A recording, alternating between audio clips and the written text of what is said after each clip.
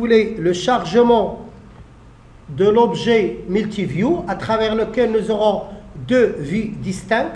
La première vue, ça va consister à afficher des résultats dans l'objet qui s'appelle grid view, et la deuxième, ça va faire l'objet de l'affichage dans un objet que j'appelle donc data list. Alors pour ce faire, on va procéder de la manière suivante. On va se mettre ici, et quand on va se mettre ici, donc nous allons mettre en place le travail suivant. Donc nous allons retourner vers la boîte à outils, nous allons ajouter un objet que j'appelle multiview. Donc je vais le chercher dans le bloc, voilà le multiview. Et une fois qu'on est arrivé au multiview, je vais basculer vers la partie code source. Quand je rentre dans le code source, je vais me mettre au milieu. Et entre cette partie-là, je vais insérer les deux vues. Donc comment je vais faire? Il suffit de cliquer sur la première vue. Et après, il suffit d'ajouter la deuxième vue. Dans la première vue, je vais commencer par installer ou copier le programme qui a pour objectif de visualiser l'objet grid view. Donc je n'ai qu'à retourner à la partie design. Je sélectionne le grid view. Par contre, la partie object data source, je vais la laisser à l'extérieur. Comme ça, il sera utilisé que soit pour l'objet grid view, que soit pour le nouveau objet que nous allons installer qu'on appelle le data list. Comment je procède? Je reviens vers la partie source. Je fais un CTRL X pour copier ce code. Et je vais chercher tout de suite la partie en question qui touche la partie view. Et je vais retourner vers la partie source. Et dans la partie view, où est-ce qu'il est multiview, où est-ce qu'il est la vue 1 s'il vous plaît? C'est à ce stade-là. Je vais coller le composant en question. Et quand je vais le coller, vous allez remarquer que la partie grid view, elle est intégrée à l'intérieur de la vue 1. Mais mettez en tête que même si on va lancer une petite exécution, rien ne va fonctionner. Pourquoi? Parce qu'aucune vue n'a été activée.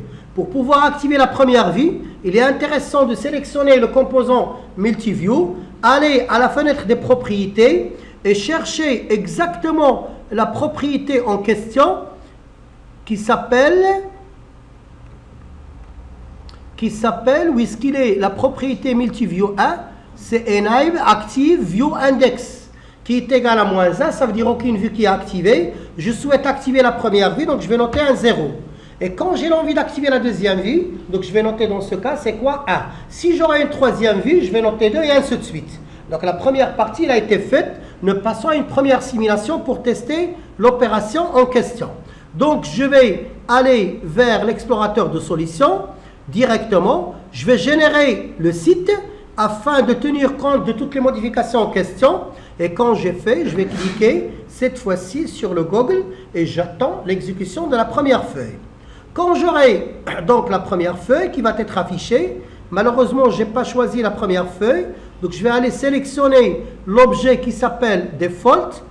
Le voilà, donc c'est le default. Et quand j'aurai le default, c'est à ce moment-là que je vais lancer l'exécution. Alors vous allez observer un petit changement qui est intéressant par rapport à la visualisation. C'est que, regardez une chose, là quand vous sélectionnez, vous aurez un affichage. Mais mettez en tête que l'objet qui s'appelle grid view, il appartient à quoi? À l'objet multiview qui est inséré dans le sous-objet que j'appelle view 1. J'arrête donc à ce stade-là et je vais aller directement sélectionner l'objet view et je vais partir vers la partie source et je vais localiser la deuxième vue que j'appelle view 2. C'est ici à ce stade-là. Voilà. Et je vais essayer donc d'insérer un objet que j'appelle data list. Comment je vais faire? C'est très simple. Il suffit d'aller à l'onglet données et je vais choisir le nouveau objet que j'appelle data list. Et une fois l'objet il est là, c'est très bien. L'objet il a été installé sans problème. Donc je vais retourner vers la partie design. Vous allez observer l'objet en question. Quand on est dans l'objet, je vais retourner à cet aspect-là et je vais sélectionner ce code-là en question que je vous ai donné dans la manip.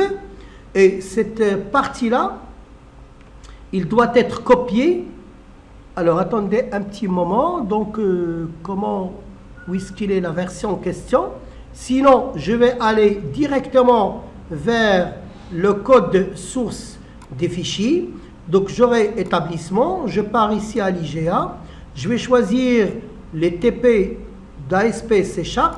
Je vais retourner, je vais rentrer dans le code ASP rapidement et je vais sélectionner un code, ce code-là, qui va me permettre d'adapter ou d'améliorer un peu l'aspect visuel de l'objet data list. Donc je descends vers le bas Et quand je descends, je vais sélectionner le code en question, c'est celui-là. Donc je vais le sélectionner et je vais essayer de l'insérer où? À l'intérieur de quel objet? À l'intérieur de l'objet que j'appelle donc DataList. Changez le mode en mode source, puis vous aurez cette partie qui doit être ajoutée. Je reviens ici, je vais sélectionner la partie source. Où est-ce qu'il est le DataList? C'est ici. Et quand je rentre là-dedans, je vais essayer donc d'insérer ce code. Et quand je vais l'insérer, voilà ce que je vais recevoir comme réponse. J'aurai un petit changement sur l'aspect visuel. Mais sans oublier, s'il vous plaît, sans oublier, je vais aller vers l'explorateur de solutions. Et dans cet explorateur de solutions, je vais créer un nouveau dossier. Et ce petit dossier, je l'appelle image, dans lequel je vais insérer. Donc, je vais créer un nouveau dossier que j'appelle image.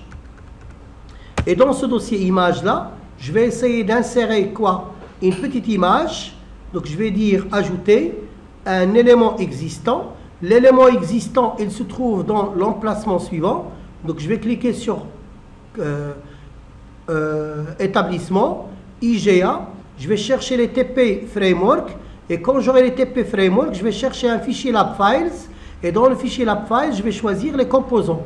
Et dans ce composant-là, donc j'aurai, non, ce n'est pas composant, mais je vais choisir certainement les images. Non, ce n'est pas les images, mais c'est les composants par contre. Donc je vais choisir tous les dossiers et je vais choisir le dossier que j'appelle image grapper. Et c'est grâce à ce logiciel-là ou à ce fichier-là que nous pouvons lire des images, si vous voulez, à partir de la base de données.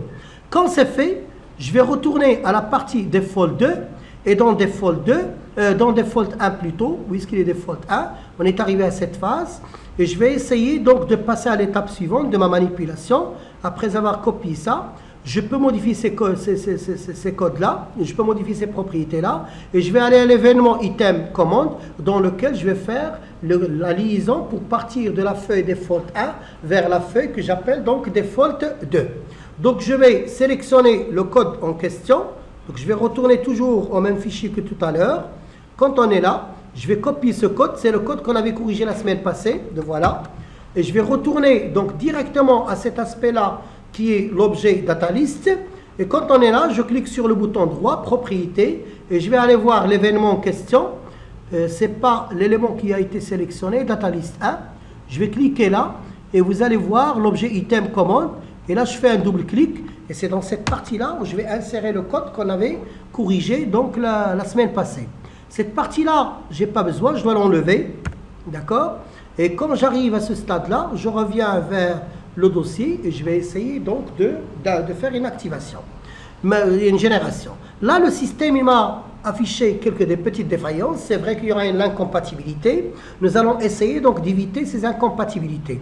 Comment on va faire? Ça, c'est le premier élément. Cette partie cell padding, ça ne fonctionnera pas. Donc, je vais l'enlever. Il n'y a pas de problème. Je vais retourner vers la deuxième partie et je vais régénérer encore une autre fois pour éviter toutes les erreurs et tous les avertissements qu'on a reçus. La même chose ici avec la partie with. Je vais l'enlever. Donc, c'est bon. Et après, je vais retourner à l'explorateur et je continue à générer pour réduire ou bien éviter toutes les erreurs. Là, j'enlève la dernière qui est le type l'option VAlane. D'accord? Je reviens vers l'explorateur et quand je reviens, je vais générer le site. Quand je génère, là, vous trouvez que LB1 n'est pas dans le contexte actuel. Nous allons retourner vers ce code-là.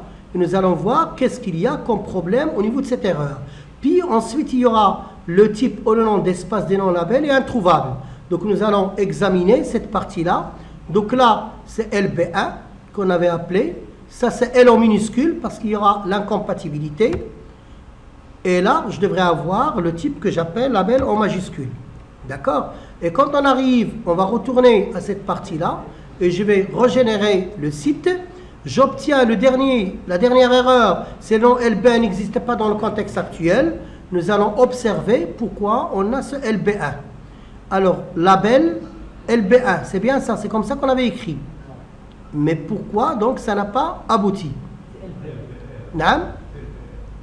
Ça c'est LB ou LB1? Donc je vais changer par le 1.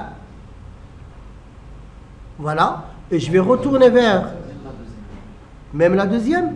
On va régénérer encore une autre fois. On va voir qu'est-ce que ça va nous donner. Il y a toujours le même problème. Oui, monsieur.